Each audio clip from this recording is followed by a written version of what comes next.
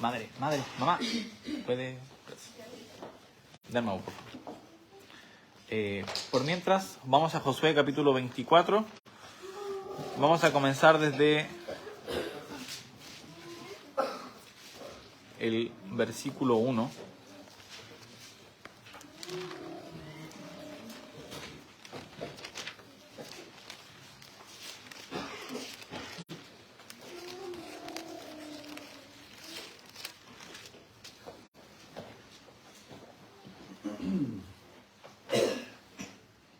Ahora sí, disculpen la demora, estoy tratando de conectar la transmisión vía Instagram también. Ahí sí.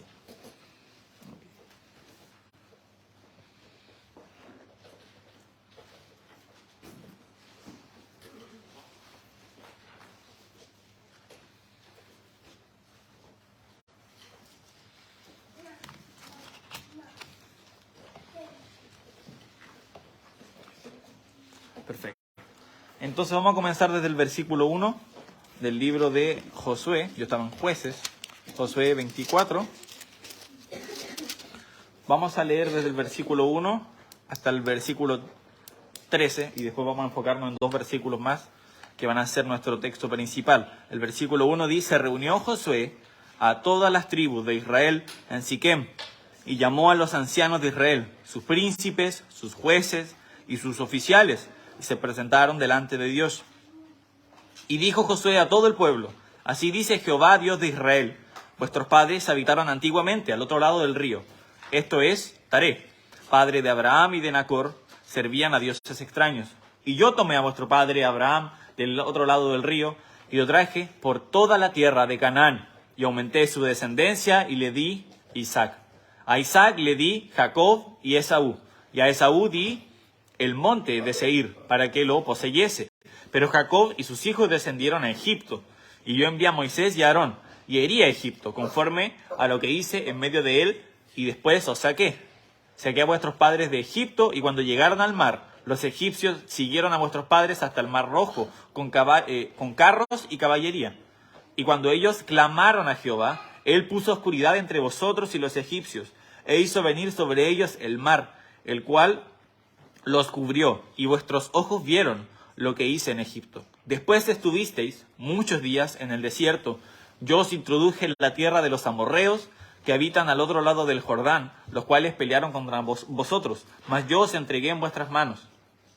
Y poseísteis su tierra, y los destruí de delante de vosotros. Después se levantó Balac, hijo de Zippor, rey de los Moabitas, y peleó contra Israel, y envió a llamar a Balaam, hijo de Beor, para que os maldijese. Mas yo no quise escuchar a Balaam, por lo cual os bendijo repetidamente, y os libré de sus manos. Pasasteis el Jordán, y vinisteis a Jericó, y los moradores de Jericó pelearon contra vosotros, los amorreos, los fereceos, los cananeos, los heteos, los gergeseos, heveos y jebuseos, y yo los entregué en vuestras manos, y envié delante de vosotros tábanos, los cuales los arrojaron de delante de vosotros, esto es, a los dos reyes de los amorreos, no con tu espada ni con tu arco. Y os di la tierra, por la cual nada trabajasteis, a las ciudades que no edificasteis, en las cuales moráis, y de las viñas y olivares que no plantasteis, coméis. El mensaje que traje el día de hoy lo titulé Un compromiso a servir a Dios. Yo creo que la gran mayoría aquí conoce quién fue Josué. Igual es bueno hacer una pequeña introducción. Líder. Fue el sucesor de Moisés. Una vez Moisés había muerto, él se encargó de poder llevar el pueblo hacia la tierra prometida. Y nosotros, cuando hemos leído la historia de Israel y todo su éxodo y todo también su peregrinaje, se podría decir, en el desierto, fue un pueblo complicado. Entonces, ser un líder de un pueblo como Israel era algo difícil. Israel era un pueblo muy pagano, muy idólatra. Pero Josué fue un gran líder y Josué pudo hacer grandes cosas liderando a este pueblo gracias a Dios. Si uno lee al principio del libro, uno puede ver las instrucciones que Dios le dio para que sea exitoso. Y vemos que Josué las siguió al pie de la letra y le fue bien. Pero ahora no quisiera ver acerca de eso, sino lo que Josué le ofrece, el compromiso que Josué le plantea al pueblo de Israel y que yo también le quiero plantear a ustedes. el versículo 14, después de todo lo que leímos, eso fue un contexto, una introducción, el versículo 14 dice, ahora pues, yo pensaba comenzar en el 14, pero creo que igual habría faltado todo lo que mencionamos antes, porque él, en el 14, ahora pues, dice, temed a Jehová y servirle con integridad y en verdad, y quitad de entre vosotros los dioses a los cuales sirvieron vuestros padres al otro lado del río y en Egipto, y servid a Jehová. Si mal os parece servir a Jehová, escogeos hoy a quien sirváis, si a los dioses a quienes sirvieron vuestros padres cuando estuvieron al otro lado del río, o a los dioses de los amorreos en cuya tierra habitáis, pero yo y mi casa serviremos a Jehová. A esto quiero que veamos. Me gusta porque él, después de dar todo este contexto, todo lo que Dios hizo por ellos, él les plantea la siguiente encrucijada, la siguiente decisión. ¿Sirven a Jehová o sirven a sus dioses paganos, pero tienen que elegir? Obviamente esto es una decisión retórica. La idea no es que le está diciendo, son libres de hacer lo que quieran, pueden escoger al Dios que quieran. No, le está diciendo, van a escoger a esos dioses, a los que falsos, que no le hicieron nada, o van a escoger al Dios que les ha librado y que les ha ayudado. Y quiero que nos enfoquemos primero en los versículos anteriores. Podemos ver dos cosas importantes. Yo lo agrupé en un solo punto y le puse, somos dueños de los generosos dones de Dios o regalos de Dios. Si nosotros vemos el versículo 2, dice, y dijo Josué a todo el pueblo, así dice Jehová, Dios de Israel, vuestros padres habitaron antiguamente al otro lado del río, esto es, en Taré, padre de Abraham y de Nacor, y servían a dioses extraños. Nuestra condición antes de Dios era una condición muy mala. Hace poco pude comenzar un discipulado, como les había dicho, y pedí oración también, y la primera lección del discipulado habla acerca de nuestra condición antes de ser salvo. Y nuestra condición antes de ser salvo, antes de conocer a Dios, es horrible. Nosotros somos pecadores, estamos condenados al infierno, somos enemigos de Dios, somos esclavos del pecado, y tenemos todas estas cosas negativas en nosotros, y todo eso gracias a nuestro pecado. Nosotros nacemos con una naturaleza pecaminosa, y era una duda muy común. Me acuerdo que el joven me preguntaba, pero entonces, ¿es culpa de Adán? Le decía, no es culpa de Adán. Sí es cierto que tenemos una naturaleza pecaminosa, y le leía el versículo que nos habla en Romanos de que el pecado entró al mundo por un hombre. O sea, gracias a Adán el pecado entró al mundo, pero después dice, por cuanto todos pecaron. O sea, nosotros estamos condenados al infierno por nuestro propio pecado. Y Israel no era una nación diferente. Israel también fue una nación muy mala. Si nosotros vemos cómo ellos comenzaron, primero Abraham nos dice aquí que sus padres, los grandes padres, ellos adoraban antes a dioses extraños, antes de conocer a Jehová. Acompáñeme para ver cómo era Israel en Deuteronomio, capítulo 7, versículo 6.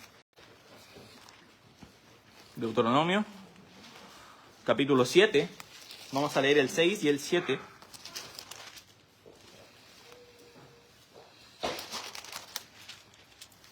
Deuteronomio 7, versículo 6 dice, porque tú eres pueblo santo para Jehová, tu Dios, tú eres pueblo santo para Jehová tu Dios. Jehová tu Dios te ha escogido para hacerle un pueblo especial, más que todos los pueblos que están sobre la tierra. Aquí aquí se le está hablando a Israel. Y dice, ¿por qué? No por ser vosotros, más que todos los pueblos, os ha querido Jehová y os ha escogido, pues vosotros erais el más insignificante de todos los pueblos. Y después dice en el 8, sino por cuanto Jehová os amó. Entonces es importante entender de que las cosas que sucedieron, las cosas que Israel consiguió, fueron gracias a el amor de Dios, a su bondad y a su generosidad. Y nosotros vemos de que Israel era una nación insignificante. Me gusta esa palabra, o sea que me lo imagino, minúsculos, no valen nada, insignificantes, no importan. Y la verdad es que nosotros, en nuestra condición anterior, también éramos así. Nosotros éramos insignificantes, merecíamos el infierno. Yo siempre pienso como en la palabra un gusano, éramos como gusanos. No sé por qué pienso en esa palabra, pero creo que lo retrata bien. Y ahora, cuando nosotros podemos ver lo que pasa con Israel, y empiezan a ocurrirle cosas muy buenas. Si nosotros seguimos en el versículo 3, dice, y yo tomé a vuestro padre Abraham, el que acabamos de decir que servía a dioses ajenos, del otro lado del río, y lo traje por toda la tierra de Canaán, y aumenté su descendencia a la idea de Isaac. Entonces vemos que primeramente, la primera bendición, Dios le da descendencia a Abraham. Y eso ya es algo milagroso. Si nosotros vemos la historia de Abraham, Abraham era de edad avanzada, Sara era de edad avanzada, entonces no era posible biológicamente de que tuvieran un hijo. Pero ahí está la mano poderosa de Dios y tuvieron a Isaac. Dios cumplió su promesa. Después en el versículo 4 dice, a Isaac y a Jacob y Esaú. A Esaú dio el monte de Seir para que lo poseyese, pero Jacob y sus hijos descendieron a Egipto. Su descendencia comenzó a aumentar. Y después de que eran esclavos en Egipto, Dios les liberó. Después en el versículo 5, y yo envié a Moisés y a Aarón y herí a Egipto conforme a lo que hice en medio de él, y después os saqué. Yo creo que aquí todos los niños, levanten la mano los niños, todos los niños, quienes estuvieron en la escuelita bíblica, de verano, ahí estuvieron viendo cómo Dios ocupó a Moisés y a Aarón para sacar al pueblo de Egipto. ¿Y se acuerdan qué ocupó Dios? Alguien que me diga, a ver, por favor, levantando su mano. ¿Serpientes? Ah, pero eso es después, Hudson. Pero algo que ocupó Dios para sacar a Israel de Egipto. ¿Maika? Sí, ocupó a Moisés, pero empieza con P. ¿Elena? Las plagas. Bien, Elena, bien, estaban atentos. Dios ocupó las plagas. Otro motivo, otra razón que nos muestra por qué fue algo milagroso. El pueblo de Israel era un pueblo, si uno lo veía, era un pueblo fuerte. De hecho, por eso Faraón les empezó a temer. Pero ellos no se salvaron por su propia fuerza, no se salvaron porque lucharon contra Faraón, se salvaron porque Dios les sacó de manera milagrosa. Y nosotros podemos ver cómo Dios incluso utiliza los ídolos falsos de los egipcios para mostrarles de que Él era el único Dios verdadero. Después en el versículo 6 podemos seguir leyendo. Saqué a vuestros padres de Egipto, y cuando llegaron al mar, los egipcios siguieron a vuestros padres hasta el mar Rojo, con carros y caballería. Entonces, en este momento, Israel estaba acorralado, ¿no? Dios les había guiado con columnas de fuego durante la noche y columnas de nube durante el día, pero estaban entre la espada y la pared. Venía el ejército por un lado, tenían el mar Rojo por el otro lado. ¿Qué iban a hacer ahí? Y ahí Dios, nuevamente, de manera milagrosa, abre el mar Rojo. El versículo 7 dice, cuando ellos clamaron a Jehová, Él puso oscuridad entre vosotros, y los egipcios se hizo venir sobre ellos el mar, el cual los cubrió, y vuestros ojos vieron lo que hice en Egipto. Después estuvisteis muchos días en el desierto. Cuando estuvieron en el desierto, los milagros de Dios no acabaron. Dios siguió obrando. Les dio maná, les dio agua, les dio comida, codornices. Dios les proveyó en el desierto. Después de que les haya proveído en el desierto, en el versículo 8 dice, yo os introduje en la tierra de los amorreos, que habitaban al otro lado del Jordán, los cuales pelearon contra vosotros, mas yo os entregué en vuestras manos y poseísteis su tierra, y los destruí de delante de vosotros. Después se levantó Balac, hijo de Zippor, rey de los Moabitas, y peleó contra Israel, y envió a llamar a Balaam, hijo de Beor, para que os maldijese. Sucede que aquí un rey empezó a tener miedo de los israelitas, y envió una persona para que maldijese a los israelitas, pero esa persona dijo no, porque es pueblo bendito. Entonces Dios nuevamente protege a los israelitas.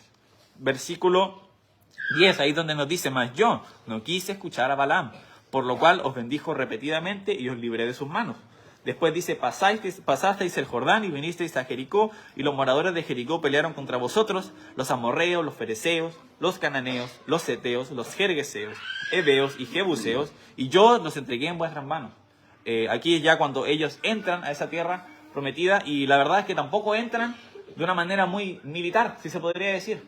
Ellos no entraron de alguna manera estratégica, entrando, miren, estas son las entradas de la ciudad, vamos a entrar por aquí, por allá, vamos a enviar un grupo que va a entrar por la parte de arriba, otro por abajo. No, ellos empezaron a dar vueltas, como Dios les había dicho, por 7 días, hasta que al final ellos tocan la trompeta y gritan, y los muros se caen. Entonces, otra vez, de una manera milagrosa, Dios les concede otra victoria. Y después en el versículo 12 dice, y envié delante de vosotros tábanos, los cuales arrojaron de delante de vosotros esto es, a los 2 reyes de los amorreos. Estos se refieren al rey Og y Sajón, que eran 2 reyes que estaban en contra de Israel. Y nuevamente, Israel gana estas peleas no por una cantidad, porque tenían un ejército mejor o tenían una mayor cantidad de soldados, sino fue por la mano de Dios. Y después, en el 13, nos dice que les dio la tierra, por la cual nada trabajasteis, y las ciudades que no edificasteis, en las cuales moráis, y en las viñas y olivares, que no plantasteis ni coméis. Ya. Ese fue como el resumen de todo Israel, hasta donde están ahora. Entonces, yo quería que llegáramos hasta acá y dijéramos, ¿Qué mérito tiene Israel en esto? Cero. Desde que llegamos desde Abraham hasta ahora donde está Israel, Israel tiene cero méritos. El primer punto que le había dicho era que somos dueños de los generosos dones de Dios. Y en un subpunto que había hecho era nuestra condición anterior. Vimos que Israel era un pueblo insignificante. Abraham, un pagano más. Nosotros, nada diferente. Pero todas las cosas que ha hecho Dios a través de nosotros. Primero, el regalo de la salvación. Después, las cosas maravillosas que empieza a hacer en nuestras vidas. No son mérito nuestro. No tienen ningún mérito. Por eso, en el versículo 13, enfatiza tanto y que dice que les di la tierra, por la cual nada trabajaste. Cuando ellos llegaron estaba todo listo. Había árboles, frutales, estaba todo listo para poder llegar e instalarse. Muchas veces el problema con esas bendiciones es que uno no trabaja para recibirlas. Entonces, no se esforzaron para llegar a eso. Y puede producir a veces una amnesia espiritual.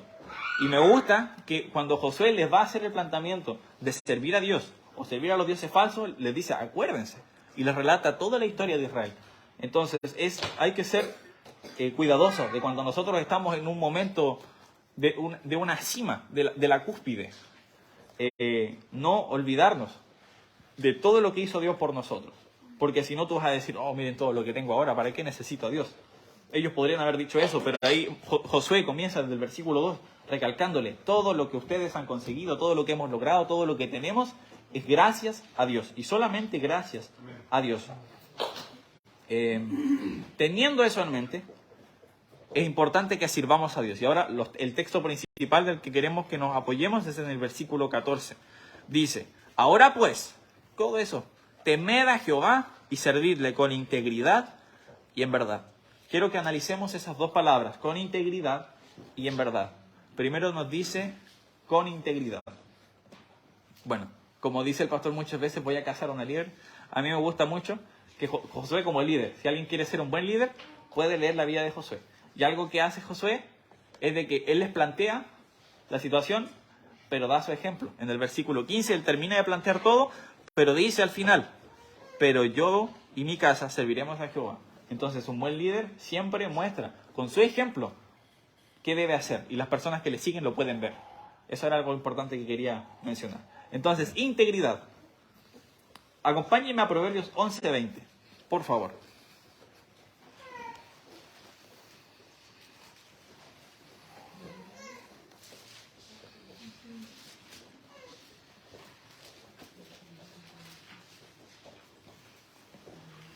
En Proverbios 11:20 dice, abominación son a Jehová los perversos de corazón, mas los perfectos de camino les son agradables. La palabra perfectos de camino aquí es la misma palabra en el hebreo que integridad. Integridad, a lo que se refiere, es a esta perfección moral, a esta entereza moral. Es decir, de portarse bien. A eso se refiere. Lo busqué en la RAE como integridad y nunca me gusta cuando uno busca esas palabras porque dice como cualidad de íntegro. Entonces tú tienes que buscar ahora qué es íntegro. Y ahí te empieza a decir, es como perfección, rectitud, moralidad. Pero la definición que da Google me gustaba más, que era entereza moral. Es decir, ser completamente recto. Algo que parece inalcanzable, pero que podemos llegar a algo muy cercano. Se refiere a, entonces, como les decía, a la perfección. Por ejemplo, también cuando nosotros leemos en muchas ocasiones los sacrificios de los levitas, decía que los corderos o los machos cabríos tenían que ser sin mancha. Y esa palabra, sin mancha, esa frase, es la misma palabra que encontramos ahora como integridad. Entonces, Dios quiere que le sirvamos sin mancha. Es un estándar muy alto, pero no es inalcanzable. Este sin mancha lo podríamos entender de dos maneras. Podríamos entenderlo primero como ser justo, es decir, justificado. Y para eso simplemente tenemos que creer en el Evangelio, ser lavados por medio de la sangre de Cristo. Eso es simplemente lo que tenemos que hacer. No podemos hacer nada más allá de nuestras acciones para poder ser justos. Ahora, una vez siendo salvos, una vez siendo ya justificados, tenemos que vivir una vida santa y diferente. Y eso es lo que Dios quiere para las personas que le sirven. Lo que Josué estaba planteando aquí era eso.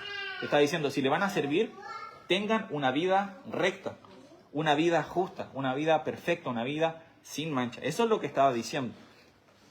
Acompáñenme a algo similar, algo similar lo podemos ver en 1 Corintios capítulo 6. Acompáñenme a 1 Corintios capítulo 6.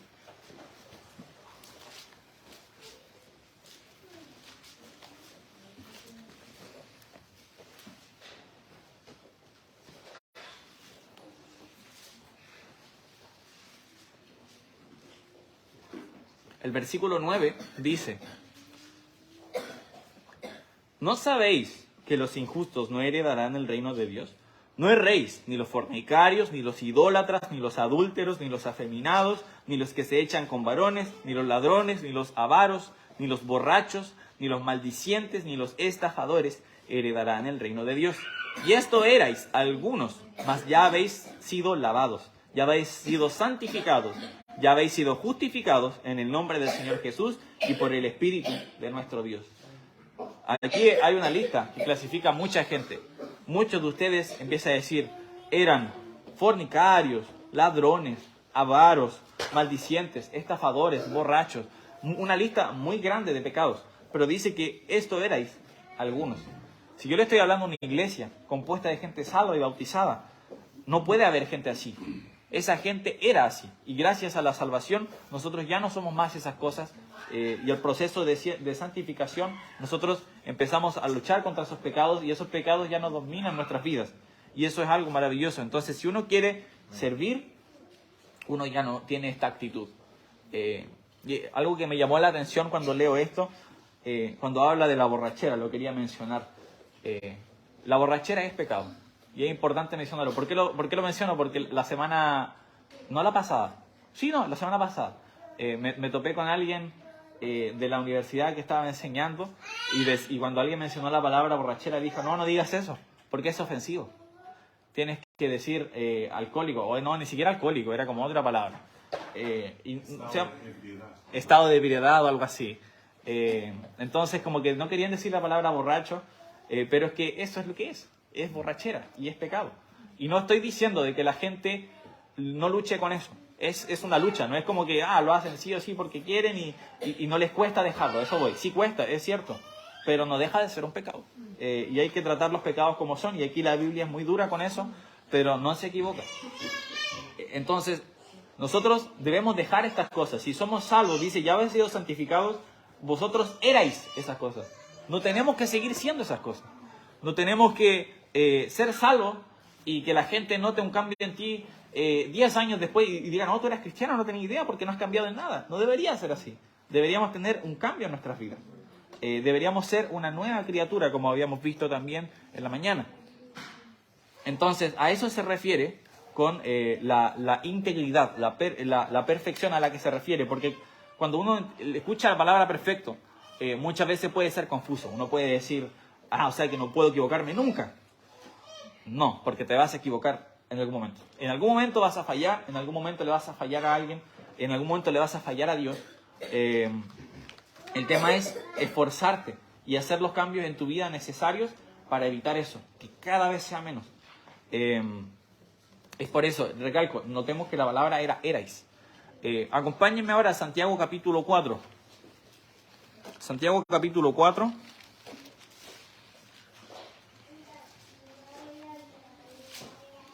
Me pasé. Santiago capítulo 4.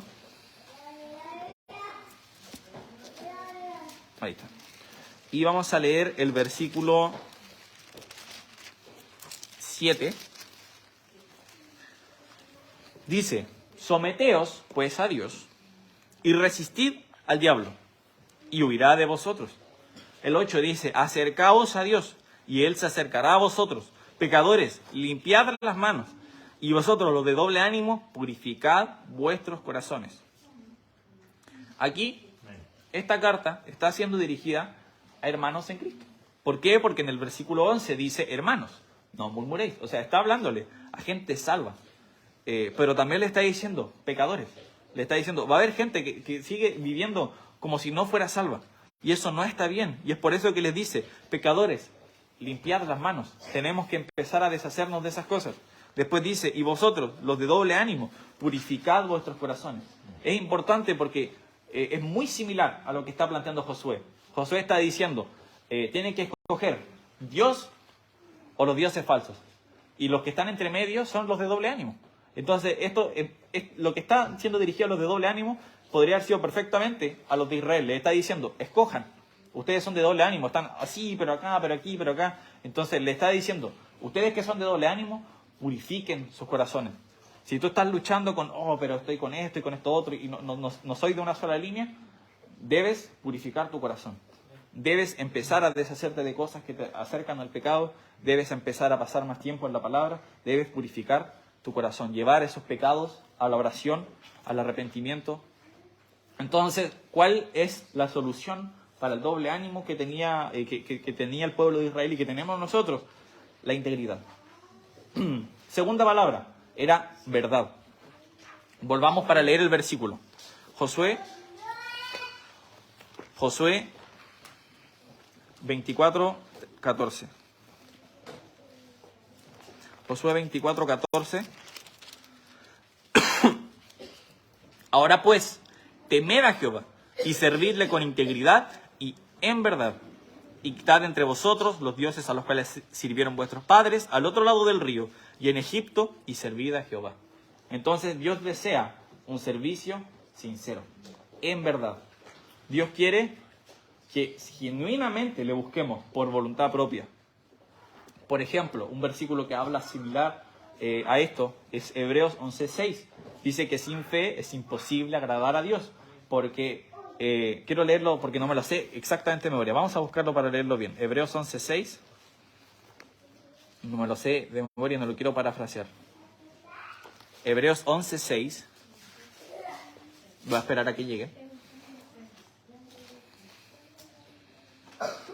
Hebreos 11:6 dice, pero sin fe es imposible agradar a Dios, porque es necesario que el que se acerca a Dios crea que le hay y que es galardonador de los que le buscan. Dios galardona a aquellos que le buscan, a aquellos que desean. Dicen, quiero saber más de Dios. Soy un hijo de Dios, quiero servirle, quiero acercarme más a Él, quiero ser útil a Él, así que me voy a acercar. Entonces, si tú quieres hacer eso, necesitas tener fe. Necesitas confiar en eso. Necesitas confiar plenamente en Él. Es imposible que tú le puedas servir de manera exitosa si no lo haces de manera voluntaria. Es imposible. Si tú sirves a Dios de manera obligada, si tú sirves a Dios porque, no sé, tus papás te obligaron a venir a la iglesia, o si sirves a Dios porque así lo ha hecho tu familia, porque tu abuelo era cristiano, tu papá era cristiano y ahora tú eres cristiano y tus hijos van a ser cristianos. No sirves a Dios por eso, tú sirves a Dios porque quieres servir a Dios. Aquí nadie en la iglesia está siendo forzado a servir. Nosotros animamos a los hermanos a servir porque es un privilegio, es una bendición. Pero aquí nadie, la hermana Ani, nadie le apunta con una pistola, hermano, tiene que tocar el piano. O el hermano Marcelo, por favor, hermano, toque el piano. De hecho, el hermano Marcelo dijo, quiero participar en la música. Y es porque él quiere, porque uno quiere servir. Hay que tener una actitud de desear hacerlo. Algo muy similar lo podemos encontrar en Colosenses capítulo 3 y el versículo 23. Que dice que y todo lo que hagáis, hacedlo para el Señor. No, hacedlo de corazón, como para el Señor, no para los hombres. O sea, está diciendo, todo lo que hagan, ya no solo incluyendo el servicio de la iglesia, todo lo que hagan, el trabajo, los estudios, todo lo que hagas, todo significa, como la frase que a veces dice el pastor, todo significa todo, y eso es todo lo que significa todo. O sea, todo lo que hagas, hazlo para el Señor y no para los hombres. Hazlo para Él, dedícalo a Él. Y de corazón, es decir, voluntariamente. Cuando tú estudias los servicios bíblicos, gente que sirvió a Dios, cuando estudias la gente que dio a Dios, por ejemplo, la gente que dio para poder construir el tabernáculo, para poder construir el templo, era gente que daba voluntariamente, que su corazón les movía a dar. Cuando nosotros vemos a los profetas o nosotros vemos a las personas que servían a Dios en tiempos difíciles, lo hacían voluntariamente. Y una cosa es que Dios te diga, hazlo. Y otra cosa es que tú quieras hacerle caso y lo hagas. Porque uno podría decir, no, pero los otros eran obligados. Porque, no sé, acá, por ejemplo, Dios le dijo a Abraham, anda a tal parte, y Abraham fue. Pero nosotros hemos visto, por ejemplo, como Jonás, se le fue dada una instrucción y no quiso, y no la hizo, y le fue mal. Entonces, si uno ve, Dios siempre dio la opción de desobedecer, aunque no era buena. Obviamente el resultado es malo, pero Dios esperaba que la gente le sirviera con voluntad propia. De hecho, mi ejemplo favorito para esto está en 1 de Crónicas 28. Primero de Crónicas 28, el versículo 9. Es una de las muchas veces, yo ya la he mencionado varias veces, pero es que me encanta. Una de las muchas veces en las que David animó y le encargó a Salomón la construcción del templo. En Primero de Crónicas 28, 9, dice: y tú, Salomón, hijo mío, reconoce al Dios de tu padre y sírvele, dice, con corazón perfecto y con ánimo voluntario. Lo mismo que habíamos visto, servirle como, con corazón perfecto, lo que habíamos visto, integridad, y con ánimo voluntario. Porque Jehová escudriña los corazones de todos y entiende todo intento de los pensamientos. Si tú le buscares, lo hallarás, mas si lo dejares, él te desechará para siempre. Esta es la advertencia y el consejo que le da David. Y es exactamente el mismo que da Josué. Le está diciendo, sírvanle con corazón perfecto, con integridad y con ánimo voluntario. En verdad, le sirvan sinceramente, como dirían los mexicanos, de veras. Le sirvan en serio. Porque Jehová escudriña los corazones. Si tú le sirves a Jehová de manera no sincera, puedes engañar al pastor, puedes engañar al Nacho, puedes engañar a muchos hermanos, pero no puedes engañar a Dios. Si tú no le sirves de manera sincera, si no lo haces porque quieres tener una buena imagen, quieres tener prestigio en la iglesia, no lo sé, puedes tener 1000 motivos, alabanza de los hombres, pero tú sirves no porque lo deseas, porque deseas servir a Dios verdaderamente, Dios lo sabe, no estás engañando a nadie. Puedes engañar a todos menos a Dios. A Dios no lo vas a poder engañar porque Él escudriña los corazones. Entonces, la frase de David aquí es con ánimo voluntario. Y después termina la frase diciendo, si tú le buscares, lo hallarás, mas si lo dejares, Él te desechará para siempre. Es algo que también dijo Josué. Josué en el capítulo 24, pero en el versículo 19, no lo leímos, pero yo lo quiero leer, dice, entonces Josué, el 19, dijo al pueblo, no podréis servir a Jehová, porque Él es Dios santo y Dios celoso. No sufrirá vuestras rebeliones y vuestros pecados. Si dejareis a Jehová y sirviereis a dioses ajenos, Él se volverá y os hará mal, y os consumirá después que os ha hecho bien. Ahora, hay que leer este versículo bien. No está diciendo no le pueden servir, no pueden servirle, fin. Sino que le está diciendo, no pueden servir porque es santo. Él está diciendo, yo sé cómo son ustedes. Yo sé que ustedes son un pueblo idólatra, son un pueblo que abandona a Dios. Entonces le está diciendo, si son así no pueden servir a Dios. ¿Por qué? Y ahí viene el versículo 20, porque si dejan a Dios y sirven a dioses ajenos, Él volverá y os hará mal. Y Dios castiga. Y la Biblia nos enseña que Dios al que ama disciplina. Entonces, hay alguna diferencia con nosotros y la advertencia que se da en Primero de Crónicas. Porque terminaba, decía que Él te desechará para siempre. Lo maravilloso de la salvación es que Dios no nos puede desechar para siempre. Nosotros, cuando pecamos, somos castigados y nuestra relación con Dios se ve afectada. Pero Dios no nos desecha. Y eso es algo maravilloso. Nosotros seguimos siendo sus hijos, seguimos siendo salvos. Pero obviamente las cosas no están bien con Dios. Tú tienes que arrepentirte y acudir hacia Dios. Hay que recordar que lo de Primero de Crónicas fue antes de la llegada de Cristo, fue en otro periodo, hay que entender eso en su contexto. Pero sí es cierto de que Dios es galardonador de los que le buscan. Pero si tú no lo buscas y lo dejas, y no solo no lo buscas, sino que vas hacia un Dios falso, hacia un ídolo, a dejar de servirle para servir a otra persona o a otra cosa, las cosas no te van a ir bien. Las cosas no van a salir bien. Y de hecho nosotros lo podemos ver. Es triste leer esta advertencia, porque el pueblo de Israel se compromete. Y aquí esto es una advertencia muy importante, porque cuando el libro que sigue, el libro de Jueces, es totalmente lo contrario a Josué. Porque la gente cada uno hacía lo que bien le parecía. Entonces, no hacían lo que sus padres habían hecho, no seguían el compromiso que sus padres habían hecho, pero el compromiso ya estaba. Y ellos ya habían accedido y entonces sufrieron las consecuencias de haber abandonado a Dios. Es triste. Y yo les animo a que nosotros tomemos esa decisión. Dejar los ídolos y servir con integridad y en verdad. Aquel que es digno de servirle. Porque no hay otra cosa en la que vale más la pena entregar la vida entera que a Jesús, que a Dios, al servicio. La pregunta que le hizo Josué al pueblo era retórica, como les decía. Es decir, no es como que, bueno, pero si quieres escoger al otro Dios está bien, igual les va a ir bien. No. Les da la opción, pero la verdad es que no deberías, no es otra opción escoger a los dioses ajenos. Deberías escoger a Jehová. Y yo les animo a que sirvamos a Jehová en integridad y en verdad. Oremos. Padre Celestial, doy muchas gracias por tu palabra y por cómo nos enseña a cómo servirte, Señor. Queremos servirte con un corazón